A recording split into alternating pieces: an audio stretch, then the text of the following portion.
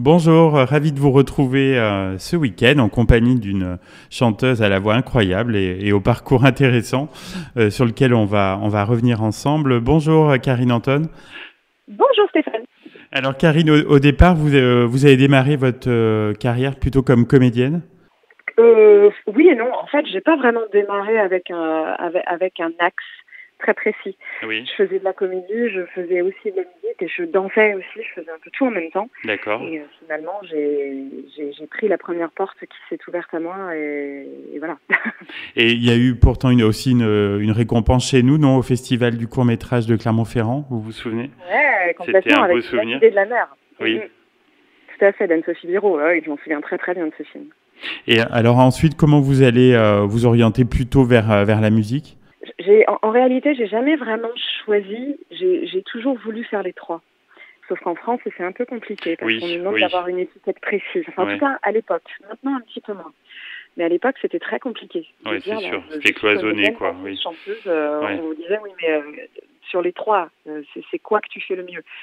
Bah, j'essaye de faire aussi bien les trois. Donc, donc voilà, il fallait choisir. On était soit une chanteuse qui danse, soit une danseuse qui chante, Ah soit oui, une oui, oui, comédienne. ouais. Voilà, on pouvait pas être les trois. Et en fait, ce qui m'a poussée à, alors, faire quand même un petit peu un choix, c'est qu'à un moment, je commençais à pas mal travailler en tant que danseuse. Donc, je dansais beaucoup sur les télés, sur les plateaux télé, derrière des Oui. artistes, Hmm. sur les émissions des Canciens à l'époque sur France 2. Et un jour, j'étais sur Tapis Rouge de Drucker. Et je dansais derrière Eros Ramazzotti. Je Ah. m'en souviens très très bien. Déjà parce que c'était plutôt pas désagréable. Et puis parce qu'en plus, on était six filles et on était super contentes.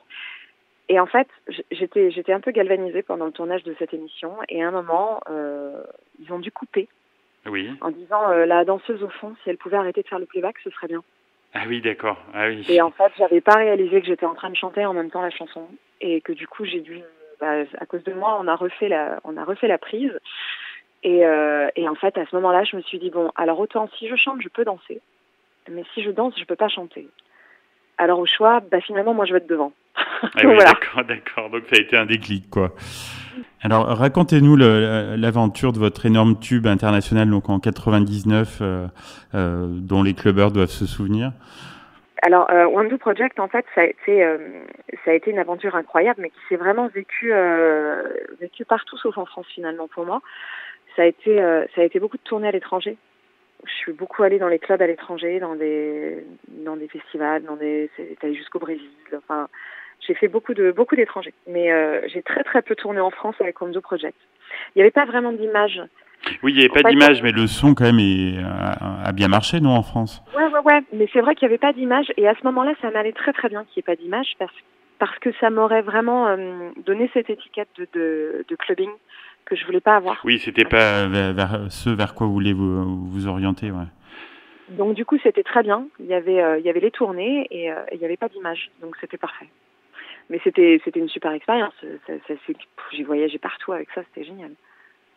Et autre énorme tube, là en 2004, donc Si Demain, Turnaround, donc l'adaptation française avec Bonnie Tyler, là aussi c'est une histoire incroyable, non? Ouais, histoire incroyable, mais celle-ci, c'était mon initiative. Oui, Donc là, c'est vous qui forcément, avez pris là, les je voulais devants, les là, voir. oui. Oui, oui. Là, je voulais bien qu'on me voie. Et ça, ouais, mais en fait, plein de quiproquos et de malentendus au départ. On n'était pas censé la faire en duo. C'était censé être moi qui faisais vraiment une version réadaptée. Ah oui, d'accord, Et, oui. et on a eu beaucoup, beaucoup de mal à l'époque avec mon ex-mari. On a eu beaucoup, beaucoup de mal à se faire entendre et à avoir une signature pour ce titre. Faut D'accord. savoir qu'on a quand même cherché pendant 2 ans. Ah Et oui, pendant ah oui, ça a deux été ans, long, oui. personne n'y croyait. Tout le monde nous a claqué la porte au nez en nous disant non mais ça marchera jamais. D'accord, ah oui. J'envoie un petit clin d'œil à toutes ces personnes-là d'ailleurs Si elle nous qui ont écoute. donc du flair, je pense qu'on peut le dire. Mais c'est pas grave. Mais en tout cas, quand on a fini par le signer, j'ai émis une idée. Du coup, en 2 ans, j'en ai eu plein. Et je me suis dit, j'ai pensé à un truc de fou, ce serait génial. Il y a plein d'années 80, de spécial années 80. Hmm. Moi-même, j'étais souvent danseuse sur ce style d'émission. Et j'ai déjà vu, je sais que voilà, il y a certains artistes qui font venir l'artiste original. Et là, c'est un gros buzz, quoi. Bien Et sûr, ça bien pourrait être sûr. Ouais. super qu'on fasse venir Bonnie Tyler pour chanter avec moi sur une émission. À Hmm. la base, c'était pas sur un duo. Oui, ça devait être ponctuel, quoi. C'était. Sauf que je sais pas qui a contacté la prod de Bonnie à l'époque, son mari, voilà, mais visiblement l'anglais n'était pas suffisamment nickel pour qu'ils se comprennent parfaitement. Oui. Et ils nous ont rappelé 3 semaines après en disant on est OK pour le duo, quand est-ce qu'on oui. Et à partir de ce moment-là, vous pensez bien que Sony Music, quand ils ont eu la proposition de Bonnie Tyler d'enregistrer duo, il n'était plus question de signer qu'une petite française qui débarquait nulle part, quoi. C'est sûr, et puis ça a été un carton incroyable, quoi. Ouais, et au départ, c'est parti d'un quiproquo. J'étais pas du tout censée la chanter en duo avec elle. D'accord. Ensuite, donc en 2007, il y a une chanson Un homme se blesse, donc qui était pour la cause des sans-abri. C'était important pour vous de participer à cette cause? C'est très compliqué quand on commence à devenir médiatique parce qu'on a à peu près, si je dis un message par jour, je pense que j'exagère pas, d'associations diverses et variées qui nous demandent de prêter notre image.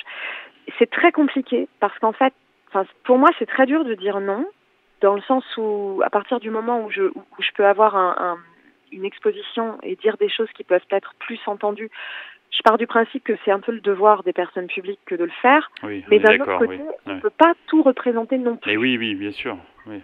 Donc, ça a été très, très difficile pour moi de dire non très, très souvent. Et puis, à un moment, je me suis quand même dit, j'ai mis un point d'honneur à le faire une fois ou deux, mais à le faire vraiment, par contre. Donc pas juste, je suis la marraine d'une association et puis voilà. Donc j'ai dit, quand Un homme se blesse m'a vraiment proposé de représenter leur asso et d'enregistrer un titre et tout, j'ai dit bon là d'accord, parce qu'en fait là je peux vraiment faire jouer ce que je sais faire pour vous aider. Donc là ça se justifie. Et du coup voilà pourquoi ça a été eux, et il n'y a pas eu que j'ai fait quelques opérations auprès d'associations pour les enfants malades, Fidaïque aussi à une époque. Ça a été une des grosses épreuves de ma vie, mais aussi une des plus grandes leçons, je pense.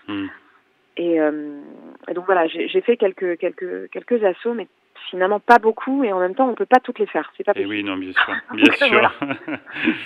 Donc en 2013, vous avez participé à la 2e saison de The Voice. Est-ce que ça a été une expérience concluante pour vous?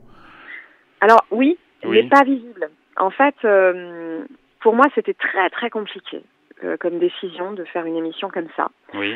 Et la première, je ne l'ai pas acceptée parce que je ne savais pas où je mettais les pieds. Oui, il n'y a pas de recul, oui, bien sûr. Et qu'en plus, je ne savais pas quoi en faire. Ces émissions-là, on est quand même assez conscient, nous, quand on a fait partie de ce milieu médiatique, que c'est une émission, que ce genre d'émission de télé reste une émission de télé. Et c'est win-win. C'est-à-dire que là où nous, on les intéresse parce qu'on a un passé médiatique, il faut que nous, on trouve un intérêt aussi à faire cette émission. Et oui, complètement. Parce qu'à un moment, ce sont des émissions qui font gagner des gens qui ne sont pas dans la lumière ou qui ne l'ont jamais été.